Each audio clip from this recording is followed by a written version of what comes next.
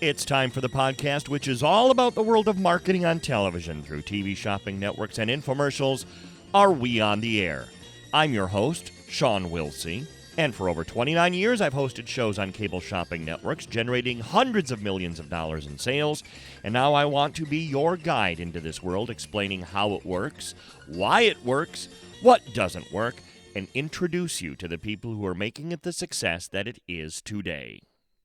If the name Steve Bryant doesn't ring a bell, I guarantee his face has been on your television many times as host of two of the most successful infomercials of all time. And prior to that, the person who hosted the highest grossing hour in QVC history, Steve Bryant, has sold it all. Also worth noting, many of the demonstrations used on home shopping shows to this very day were actually created by the man that is my pleasure to welcome to Are We on the Air, that being Steve Bryant. Steve, thank you so much for joining me on this show. Oh, Sean, thank you very much for having me on the show. I'm a fan. I'm a fan of your on-air work. Have been for decades. And I'm not just saying that. I mean, you gave me $50 to say that. Yes, so yes. I'm trying to give you your money's worth here. Don't cash the check. But anyway, no, I'm not only a fan of your on-air work, but I love this podcast. You went into the depth of infomercials and the beginning of selling things on television, and you brought people up to speed, because a lot of people don't know. I mean, you even, when you were doing the isomers, you even talked about that wacky Canadian shopping channel that, of course, could only be still pictures for the longest time. Do you remember that? Did you ever see that? That was the craziest thing. Yes, it was so weird, and I saw it. I was doing one of the keynote addresses. I was very flattered at the Direct Marketing Association, and they were meeting in Toronto. It was like, you know how the timing is everything. Yep. Well, the Philadelphia Phillies had lost the World Series that night. They had absolutely lost the World Series that Saturday night, and I flew out Sunday morning to go to Toronto to give that speech later Sunday evening. And of course, I'm flying into the winning city of the World Series. So I figured, I always say to myself, wouldn't it be interesting if? So I said, wouldn't it be interesting if I wear my Phillies jacket? And I wore my Phillies jacket, and I'm in downtown Toronto, and they're having the parade. I got to tell you this. It wasn't a very big victory parade. There might have been like a couple of hundred people there. It's like, hey, we won, you know. Of course. Very Canadian, yes. I walk into the hotel, and the cab couldn't get close to the hotel because they had closed off all the streets. Although it was, like I said, a real wimpy victory parade. They didn't have to close the streets, but anyway, I'm walking the street, and a Canadian guy comes up to me, sees my Phillies jacket, and goes, "Hey, Phillies suck." And I said, "Yeah, your dollar." I said, "Yeah, your dollar's worth 68 of our cents." I said, "Who wins that one?" You know. Good point. So, always making friends. But in the hotel, they had that. And I'm looking at the shopping channel and saying, "What? It's just like still, still pictures." It's very weird. And I remember as an early teenager, there was Richard Burton did a Shakespearean thing, and I often wonder if this might have been for copyright reasons or whatever. But he did a film, a Shakespearean film, one of the Shakespearean plays, but the film was all done in still pictures as the film. I mean, it was. We had a little dinky movie theater where I was growing up, and they used to get really awful movies, and this is the one of the ones they got. I'm looking at this movie saying, it's like old Polaroids. Yeah, you know, it's like, oh, okay. It's like the early days of air travel, you know, where they would have first class and what they would call tourist class. Yes. You know, in first class you had a movie, you had champagne, and in tourist class they passed around a Polaroid of the captain's family, and you got Kool-Aid. It was pretty, yeah. So you know, anyway, but yeah, I saw that in Toronto, and it was fascinating. And then of course I realized it has to be a law. There has to be a law against moving pictures and selling things for this length of time. Yeah. And actually this ties in, believe it or not, with the very first question that I have written down that I want to ask you about, because the CRTC, which is their equivalent of the FCC here, had a rule that you couldn't demonstrate items. And so that was part of it. You couldn't do a live demonstration if you were just working off of still stores. And in my introduction of you, I mentioned how many of the demonstrations that we see on TV shopping shows to this day you came up with. Was that out of necessity? Were you not pleased with the demonstrations that they told you to do? And give me an example of some that you created. Okay, thank you. That's a great question. I came from an advertising background. I was creative director of an agency in Atlanta for many, many years. And our bottom line was to sell the company's products, systems, or services. We had Coke as a client. We had Southern Bell. Back then, there was another company, South Central Bell. They later got absorbed by Southern Bell. And IBM's national marketing division was down there. So we had big name clients. And, when you're a big name client, you have big name competition. So how do you make it work? How do you differentiate your product, system, or service for, that was the three categories. How do you differentiate that from the competition? And we came up with all kinds of very innovative ways. One of our favorites was to do a film, and to do seveul versions of it, like a film that could be a 30-second commercial or a full-blown 15-minute, the history of Southern Bell kind of thing, so that they could actually see it. So in QVC,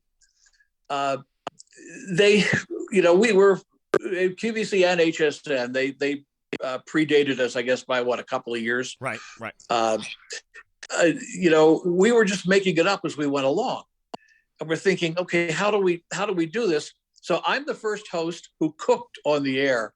Oh God! Wow! Talk about the memos flew. Oh, I can imagine. Well, there was no kitchen set. Yeah. There was no stove. So Captain Science brought in a hot plate, and we had a Sears stainless steel cookware set. It was actually quite good. It was actually 1810 stainless, so good quality. Wow. A lot of the stainless that's around today is like not real good. Yeah, that's and it's impressive. Not 1810. So it really good, and it was a really good price too. I think it wasn't a big set. It was like maybe a 6 or 8 piece set for I think $79.99. And there was no easy pay in those days, so It was $79.99 or hit the road, one or the other.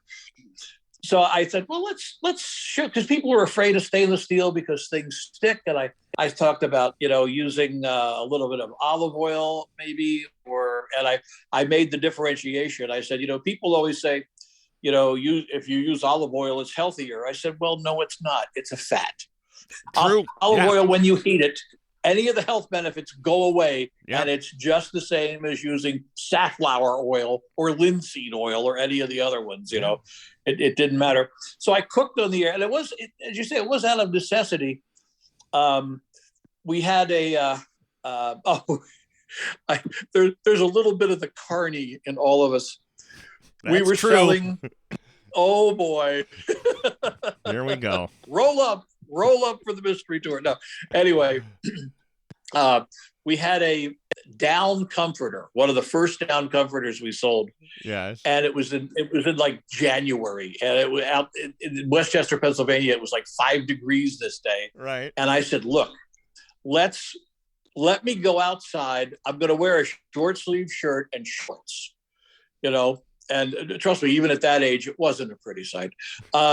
So I had my outfit, and the camera came outside with me, which we had rarely done. Camera came outside, and I had a thermometer, a dual thermometer, one of them taped to the outside of the down comforter, and the other one inside with me. Well, Sean, it doesn't take a rocket scientist to figure out, unless you're dead, the temperature inside that down comforter is going to be close to 98 degrees. It should be, yes. And it's 5 degrees outside. So people said, oh my God, he's staying warm, toasty. It's fun, and from this spawned many temperature demonstrations. We, one day, one of my hobbies and interests, actually something I did professionally for a couple of years at trade shows, is magic and sleight of hand. And for my first several years at QVC, I was performing magic at Resorts International Hotel, especially at New Year's Eve. They had a big VIP party, and you'd go around to all the whales doing close-up magic. I will never forget the gentleman from the Middle East who I think regularly dropped a couple of $1 million whenever he came to Resorts International. I wanted to say, for another 2 hours, you can get to real gambling in Las Vegas, just so you know. Good point. Good point. Yeah, it won't be, and first class entertainment. It won't be like, the man. And I don't want to say anybody and denigrate them, but you know the kind of acts that play Atlantic City, like me. Yeah. So anyway, so it was a New Year's Eve day, and we had one of the things we were selling. This is probably 1992, 93. We were selling a ceramic disc heater, and they were pretty much the rage at that time. Everybody thought, yes, great idea. Yes. And a little box that would heat your whole room because it was heating the air, and it was a marvelous technology, but it had died. It was today's special value, and it died all day. Yeah, it absolutely died. That nobody could light a fire under this. And I said, well, what if you showed them? What if you showed them? And I went and I bought a digital thermometer, one of those little thermometer guns. Brilliant. From Radio Shack. Brilliant. Radio Shack was still, well, thank you. Radio Shack was still there. Yeah. So I was able to get it. I got the little, and I turned it on the air. And this is 2:00 in the afternoon because I had to work early because I had to get my butt down to Atlantic City to make the obscene amount of money I was going to make in tips. That's a whole nother story. But anyway, I used the thermometer, and I pointed it at I was about 4 feet away. And yes, right at the focal point of the ceramic disc heater, it was like 1,200 degrees. It was hot, hotter than blazes. And people, we sold it out at 2:00 in the afternoon. And after that, they began using, and of course, I was always amazed. They said, well, we'll go out and get a digital thermometer. I said, take mine. I said, I'm never going to use it. I said, I'll use it here, but I can't think of any other possible use I have for this damn thing. So we would do that, and then I got down to Atlantic City, and it was kind of a cool gig. It was 9 until 1, and you're table hopping, going table to table to table, and everything. And I'm not kidding you. On the average evening, and I'm not bragging, it's just how it worked. In the average evening, I mean, they were paying me a pretty good amount of money to do it, and I would get like close to $3,000 in tips. Wow. I know, it was great. It was great. But you know who made the most money in tips? And it shows you how poorly you and I have decided on our life's professions. Because the guy who was making $10,000 on New Year's Eve or more in tips was the balloon animal guy. Oh, stop. Unbelievable. He had a portable pump, and he had rechargeable batteries all backstage. So when the pump would run out, he'd run back, plug the new battery in, go out and make little, balloon viruses or whatever the hell he was making for them. Because, look, it's a DNA helix, But anyway, that was the lesson. But it was pretty much out of. I just wanted. I saw QVC totally as a sales job. The fact that I did it on TV, it was a sales job. So anything I could do. And like I said, they began using that digital thermometer deal. And also, I used an adaptation of the down comforter bit. We used to sell these waterproof insulated gloves. And I said, well, why don't we get a fish tank, fill it with water and ice cubes, and put a thermometer probe down by your palm, which will be 98 degrees. Sure. Even until you die, and then it will start to drop. Yeah, and we would do, and we sold a ton. And they were good gloves, but the fact that I don't think anybody was going to dip their hand into freezing No. water. And then we had those oven mitts that were impervious. And I'm amazed we didn't get sued on this. We used to tell people, please don't do this at home. Please, we just do this for sake of demonstration. We would boil a tea kettle on the kitchen set, and we would take these insulated oven mitts and pour the boiling water over our hands. Whoa, you could not do that today. No. Oh, God, no. Oh, no. Oh, no. But they sold a gajillion of them. Course. They sold a gajillion. I remember there was a lady who was selling, and I was very flattered. People, once I started doing stuff like that, other hosts and other guests started thinking about ways to demo their wares, and the things were selling much better once they had a really good and maybe innovative demo. There was a lady who had these cleats. You put the cleats on your shoes and in the wintertime, right, and then you wouldn't slip on the ice. Okay. And she brought in these giant, like from an ice house, these giant 50-pound blocks of ice. And she would like do a little dance on the blocks of ice. And that was fine until the one time she slipped. Oh, no. She's okay. Oh, she went, mercy. Look, I can't slip. Ah! And down she goes. He was fine. He was fine. But yeah, anyway.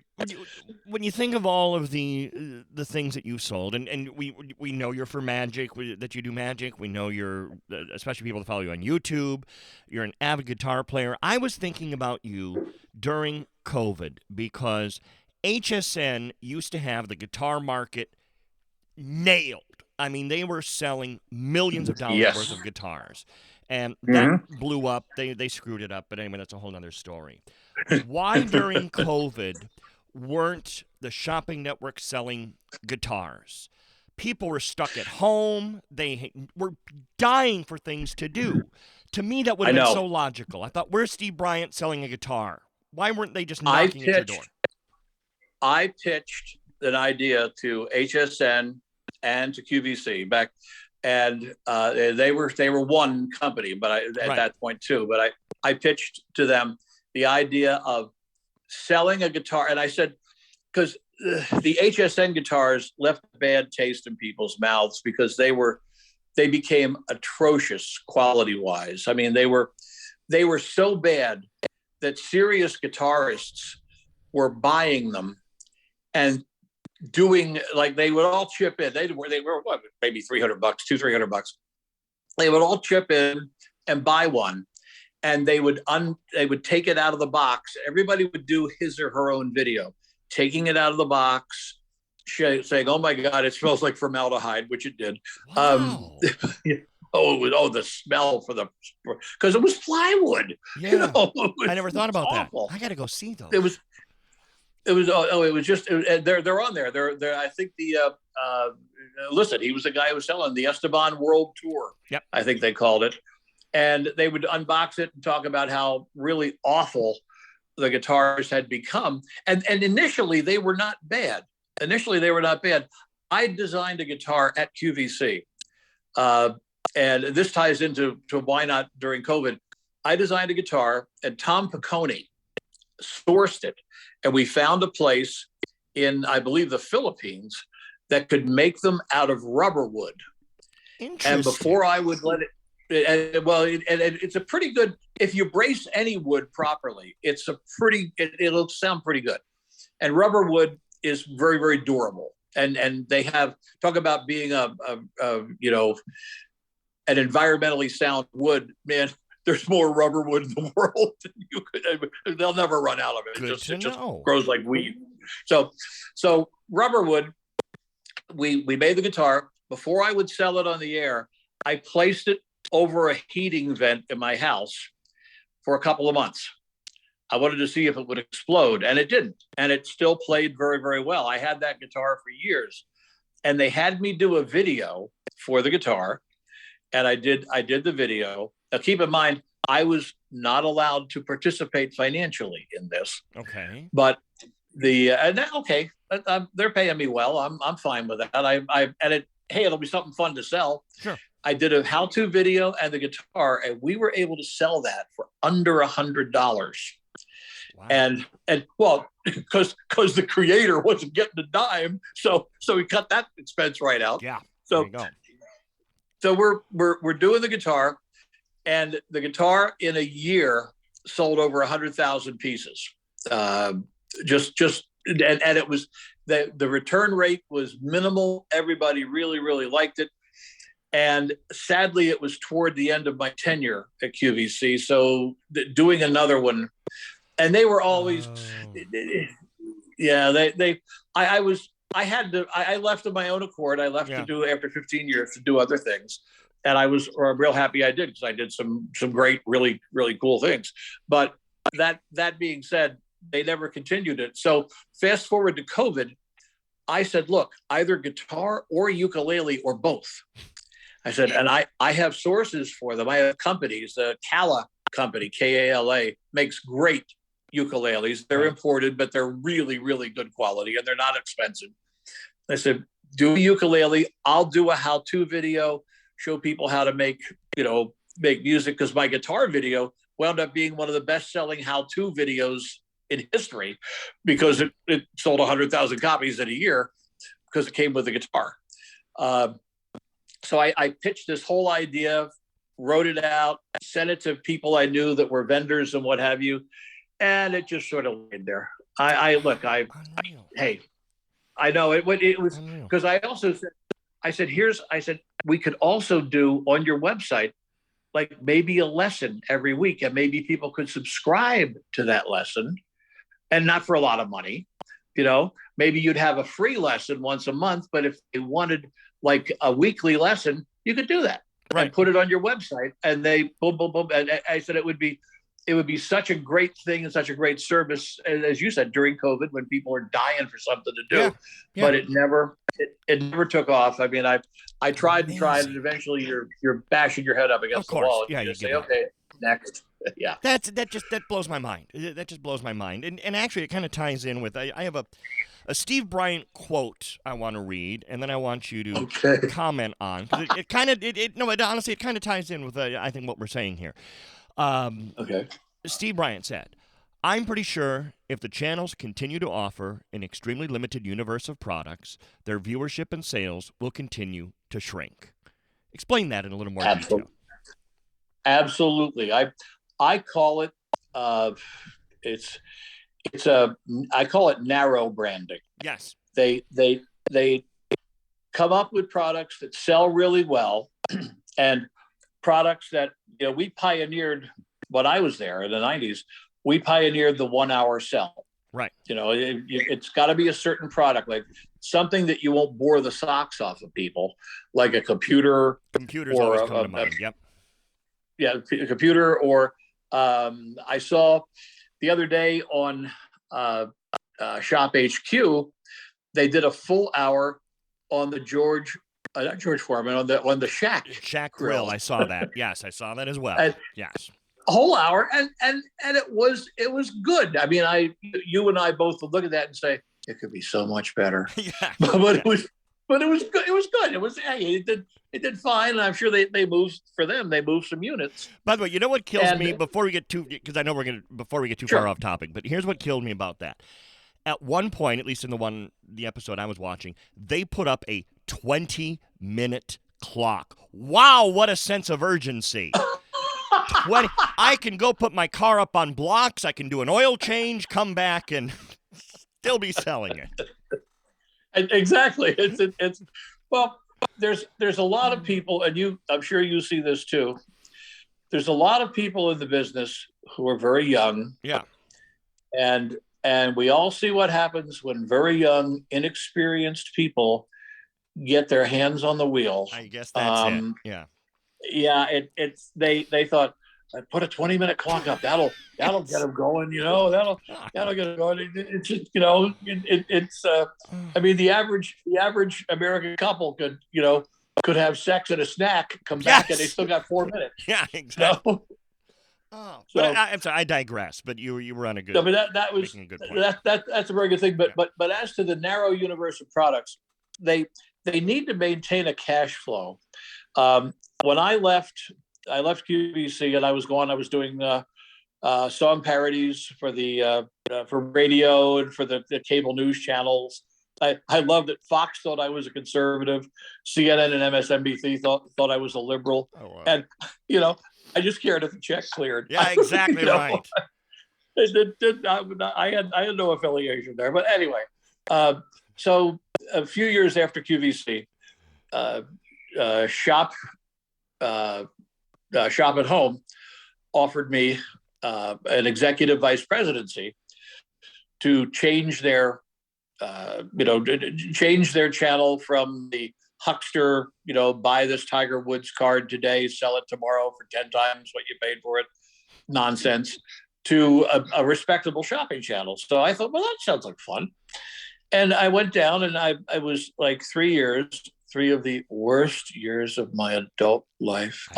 But well, the host had been allowed to do anything they wanted for years. That was the network and people might remember they did the overnight sports card shows with the guy, the Ken, I don't know their names, but the rookie card, and he would scream. Don West. Thank you. Don West was the host. Yeah. And Ken Goldman was and it's a shame because look, Ken Goldman, I'm sure is a nice. I worked with him. He's a nice guy, but he would go and say, Tiger Woods rookie card. Boy, if you buy it now, you can send it and sell tomorrow. And it'd be like, oh my God. And Don West was always there. Be dialing. That right was now, his phrase. Right yes. Be dialing. And it was just so funny. So after 3 years of bashing my head against the wall, but I mean, they had the Scripps Networks owned them. So Scripps Networks only wanted to own them because they also owned 5 television channels. So they didn't give a hoot about the shopping channel. And when I got there, we started to really make a difference. Like, they bought, I think something like $8 million worth of a flat screen TV, state of the art. Sure. Really, and they had a great price for it. And they said, we're going to sell this throughout the Christmas season. And I said, well, why don't you sell it in a day? Well, we couldn't do that. I said, you sure as hell can. Let me show you. Yeah. I felt like, Pete Townsend in the rock opera Tommy, gather your wits and hold on fast. Your mind must learn to roam, and we did a promo for it with a bank vault and everything. And we sold $8 million in a day. And Scripps wanted me dead because they didn't want the thing to be successful. They just wanted to sell it. And they wound up selling it to a company that decided to return to those thrilling days of yesteryear. Be dialing right now.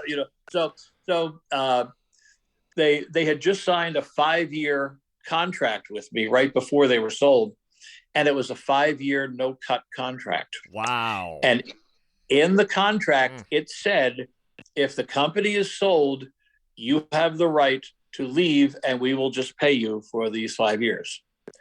And I had no desire to stay with them. And I think my favorite story about that is they wanted me to stay. They didn't want me to be in charge anymore because I had obviously pissed too many people off. They wanted me to be a show host. And they brought me into a conference room and they wheeled in a table that had 20 swords on it. He said, you sure you don't want to stay? Look, 20 swords. We could sell these 20 swords for under $100. And I looked at them and I thought, oh boy. That was where, and I said, 20 swords? Is there a dragon epidemic I don't know anything about? And they said, obviously you don't share our vision. I said, obviously not. No. I said, please spell my name right on the check. So anyway, but as the QVC and HSN universe of products get more and more narrow, fewer and fewer people are going to want to watch it. Sure. It's to say the one thing that's missing, and I have a dear friend, Raleigh James, who's a great talk radio host, and she's on Chicago WGN. Yes, yeah, I know WGN, the name. Yes. WGN Chicago. She's great. I mean, she's just she's been everywhere like Johnny Cash. Huge talent. Oh, they're just captivating. And we have every Christmas, either depending on the date, either Christmas Eve or Christmas night, I am always her guest on the show. It's been like, I'm not kidding, for like the last 15 years, wherever she is, she drags me out of the coals and says, "Come on, we're going." Okay. But Raleigh points out that the lack of entertainment, and of course, that's the thing that was always getting me in trouble. On QVC, the fact that I was trying to sell, but I was trying to be entertaining. It's like the Barbie Jello wrestling bit. I don't know if you know that. Wait a minute. You told me this story at one. This is vaguely ringing a bell. Barbie Jello wrestling. Because I was wacky. Yes. In the early days of QVC, or as I like to say, BD, before Diller. Right. Because all Diller cared about was money. Hey, you go up there and stick your finger up your ass. If it makes us money, I don't care. Exactly. But before Diller, I was relegated to overnights. And every morning at like 2 o'clock, 3 o'clock Eastern time, we had this Barbie play pool. And it was a whole set for $39.95. Barbie, Midge. Did you ever wonder about Midge? Whatever happened to Midge? I don't remember Midge. I have a feeling Barbie killed her and buried her somewhere behind the mansion. But anyway, Barbie, Midge, Ken, and a pool, and of course the pool was above ground because of course Barbie would have an above ground pool. Of course she would. And a little lifeguard stand that Ken could sit in. So I had to sell this every night. And I was told, please don't put water in the pool. It makes too much of a mess. Okay. Okay. All right. So one night I stopped at the grocery store on my way to QVC and I bought. Now I see where it's going. Okay. 5 pounds of green Jello cubes. Yes. And I filled I had it backstage. I knew they would stop me if they even knew, so I had to hide the plastic bag with the Jello cubes. And when they set it up, I cooked up the Jello cubes in, and all of a sudden we were now the WWE. Oh, Barbie's in the ring. Midge has something in her suit. Look, it's terrible. She's hitting her. Oh my God, Ken, come on, get in there, Ken. Stop this. So they had Barbie Jello wrestling. Sold out. Did something obscene like $40,000 or $50,000 at 2-3 o'clock in the morning. Sold out to I think I'm still getting memos about that. But they called me in. I used to get these, go and sin no more lectures, and they called me in with this, and I said, they said, what kind of person were you selling to? I said, the kind of person that has $39.95 to spend on this. I don't care. I don't care what they do with it. They can't hurt anybody with it. I know that. It's not a weapon. It's not it's just a stupid, fun thing. And if some wacko out there said, I could do my own Jello wrestling, who cares?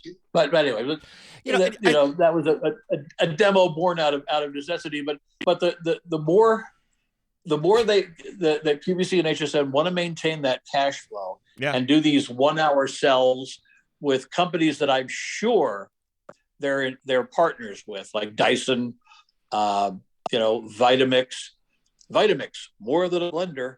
It's a floor wax. That's a callback to SNL. Right. So and a good one. Vitamix is a great thing, but they do a whole hour on that. They do other kitchen goodies. I forget what they would be. They do that.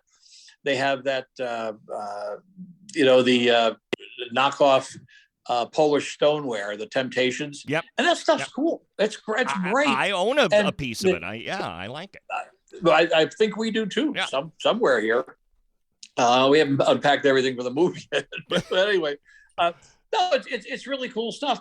But I'm sure there's a partnership. There's nothing wrong with that. I think it's great. If you're going to figure out how to make the most money you can, because it isn't how much money you take in, it's how much money you get to keep. Right. And being partners, you can do that. Like I'm sure that Michael Green, I guess he's still president of QVC. He was the president of Dell for a long time. And they have a lot of Dell computers, at least they used to. I haven't I have Hewlett Packard now. Right. There might be a partnership sort of a agreement with them. But I stand by that. The more limited the product universe becomes, the less creative the hosts will be, and the more sick and tired they're going to get of presenting the same thing. That's why some of the shows, like I am a huge fan of Isaac Mizrahi. Yes. I think he's incredible. Yep. Someday on my bucket list, I want to be a guest at his cabaret show, and I want he and I to do the Joker. I'll play the guitar, he can sing, and I mean, he's so talented. His stuff, his fashion is spot on. It looks good.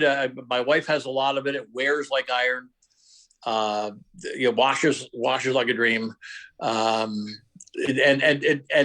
he does a couple of shows. He does one with a host named Jennifer Coffey on QVC, and they are fabulous together.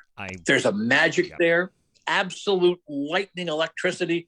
It's a little, you can tell she's holding back, and that's okay. Yep. That's her gig. That keeps the suits off of her. But it's a fun show, and I think she's the best they got right now as far as hosts go. She's up there. Yeah, I would agree. Yeah. She really gets it, and she's fun. She doesn't take herself seriously. That's the other thing too. I saw so many hosts come in and treat it like a TV job. Like, I'm on television. Is it? No, you're selling crap on TV. Thank you. Get right with that. There's a difference. Yeah. Yeah, actually, Steve, this might be a good point for us to take a little break here, and we'll wrap it up for this episode. Now, actually, we are not going to have Steve back until after the Thanksgiving holiday. So December 4th, if you've subscribed, so you're listening to these shows in real time. And by the way, thank you to all of you who have subscribed, so you're getting the shows as they get uploaded. Saturday, December 4th, so we'll take a break for Thanksgiving. I've actually got some news and information shows that we'll post Thanksgiving week, which will be just little short 15-minute shows. And then we'll have Steve back, and we will conclude our interview with him after the Thanksgiving holiday. So that'll be December 4th. Like, comment, share, most important things you can do for the success of this podcast, and I thank you for checking us out. I hope you'll check me out on Twitter and Facebook. You can find me at Shawn Wilsey, full name ShawnWilsie, and on Instagram at SWilsey. Thank you for downloading this edition of Are We On The Air? This has been a King Bobby production. Yes, I know, Travis. That's why we give such bargains.